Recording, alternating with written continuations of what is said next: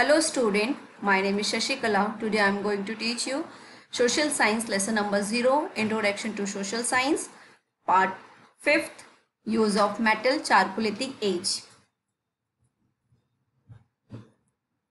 Humans had came a long way from their food, gathering and stone implements days. They were not satisfied. Soon they discover a metal called copper. This period now came to be called the Chalcolithic Age. In this age, people began to use copper for making implements. Do you remember reading that in order to make a clay pottery, the earlier human used fire? It is used till today in the form of furnace. Copper was the first metal to be melted by heat in order to make implement. Chalcolithic age means धातु युग। इसमें मनुष्य जो है खाना इकट्ठा करने से काफ़ी आगे आ चुका था, फिर भी वो संतुष्ट नहीं था। शीघ्र ही उसने तांबे की खोज की और यह युग जो है धातु युग कहलाया या चारकोलेटिक एज हम कह सकते हैं। Bronze age, age the earlier humans started discovering new material, they started experimenting with them. Copper was mixed with other metals like zinc, tin and lead to produce bronze. The age in which people started using bronze came to be called the Bronze Age. The tools made of metal provide to be much more effective than the earlier stone implements. Metallic knives and axes were helpful in cutting down the trees, and more land was clear for agriculture. The period when humans used both metal and small piece of stone is called the Chalcolithic Age. Implements of this age have been found at Brahmagiri in Mysore and Nawab Toli near Narmada river, as well as in the Chota Nagpur plateau. Bronze age means जैसे जैसे धातु मिलने लगे, मनुष्य ने उनके साथ खोजबीन शुरू कर दी। तांबे को दूसरे धातुओं से साथ मिलाकर, जैसे कि जस्ता, लोहा और तांबा का मिश्रण करके कांसे को तैयार किया। कांस्य युग कहते हैं हिंदी में। पहले बने औजारों की तुलना में इन धातुओं के बने औजार ज़्यादा फायदेमंद रहते थे। लोहे के बने जैसे कुल्हाड़ी है और चाकू ज़्यादा जल्दी पेड़ों को काटते थे तथा खेती का काम आसान हो गया करने के लिए। जब मनुष्य लोहे और पत्थरों के मिले जुले औजारों का प्रयोग करने लगे तो यह युग लोहा युग कहलाने लगा। इस युग में इस्तेमाल वस्तुओं को हमें बरमगिरी जो कि म्यांमार में है और नवाब नोली नज़दीक नर्मदा नदी के छोटे नागपुर में मिलते हैं। Beginning of community life. Agriculture, mixed farming, development of tools and discovery of wheels all lead to a settled life, which we may call the beginning of village life. By now, the group of human beings that had settled together had become larger, and the large group needed someone who could maintain law, order and some disciplines. So it was a natural that those one such person among themselves who could lead them. Various groups decided their own method of choosing a leader. The leader was more often the oldest person in the group, and sometimes it could be the strongest person in the community. खेती बाड़ी या मिली जुली खेती, औजारों की प्रगति और पहिए की खोज से मनुष्य एक जनसमूह में रहने लगा। इसको हम गांव कहते हैं और समूह धीरे धीरे बढ़ने लगे और इस बढ़ते हुए समूह को नियंत्रण में रखने के लिए किसी एक व्यक्ति को विशेष एक खास व्यक्ति की ज़रूरत पड़ने लगी। वहाँ पर जैसे हम कह सकते हैं कि जो उस पर नियंत्रण रखे। सो लोगों ने आपस में मिलजुल कर एक सोचा कि हम डिसीज़न लेते हैं। सो अनेक समूह थे वहाँ पर अलग अलग, तो उन्होंने अपना एक नेता चुनने लगे और ये नेता ज़्यादातर कोई बुजुर्ग होना चाहिए जिसे अनुभव हो, जो ताकतवर हो। The leader looked after the law and order of the settlement. If a dispute arose between any two members of the groups, the leader would act as the mediator. Gradually, this settlement became even larger. Towns and cities started coming up. Do you know that the area around the river Saraswati and Indus were the place where the first Indian city came up around 2500 BC? It was the Indus Valley civilizations called Indus Saraswati civilizations by some historian after the discovery of site in Harappa. So जैसे कि already हमने read किया, ये नेता ही इन सब का ख्याल रखने वाला होना चाहिए. अगर कभी दो लोगों के बीच में कोई मतभेद हो जाता है या किसी तरह की झगड़ा हो जाता है, तो ये नेता ही उनको सुलझाने वाला होना चाहिए. धीरे धीरे यह समूह बढ़ता गया और तब नगर और शहर में बनने लगे. क्या आप लोग जानते हैं कि सबसे पहला जो ये था उसको सरस्वती और सिंधु में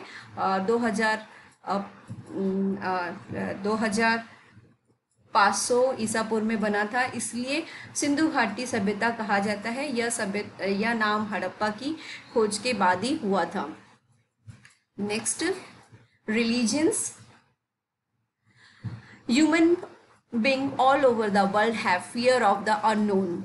Any event which was not understood by them was held in away and soon become scared.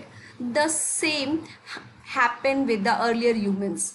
The earth assumed the status of a mother figure which provide food for all living beings. Here children, the sun gave life and warmth. It was also resuming after the dark night. It was the same for the moon, stars, rain, etc. People started worshipping them. They started sacrificial rites and sang song in praise of these natural objects.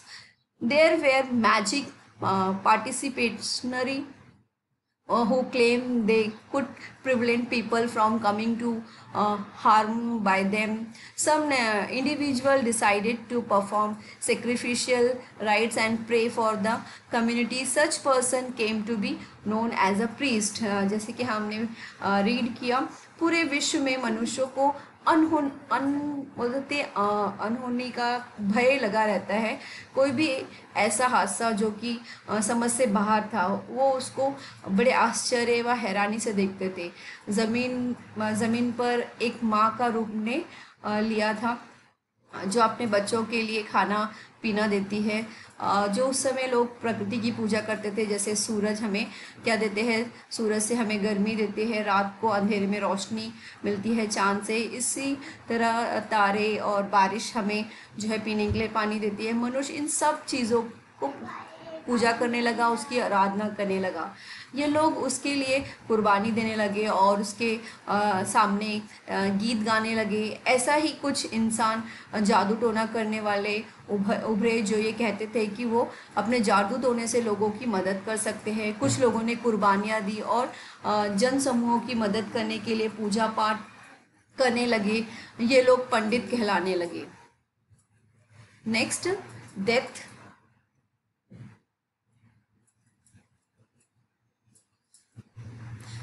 Death. People had realized that death was a journey from which people never returned.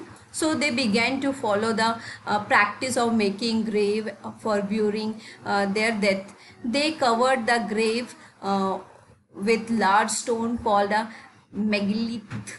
Sometimes various articles of everyday use were also placed, keeping in mind the requirement of the death of their last journey. Does it strike you that this reverence for the departed soul priest even today? In fact, you will be surprised to see how many things we have in common with our ancestors. जैसे कि हमने पढ़ा, ये लोग जान गए थे कि मृत्यु एक ऐसा सफ़र है जहाँ से कोई ज़िंदा वापस नहीं आएगा, और उन्होंने मरे हुए लोगों के लिए कब्रें खोदनी शुरू कर दी. ऐसी कब्र को हम उन लोग ढक देते थे बड़े बड़े पत्थरों से। बड़े बड़े पत्थरों का उन्होंने इस्तेमाल किया उनको खोदने के बाद ढकने के लिए।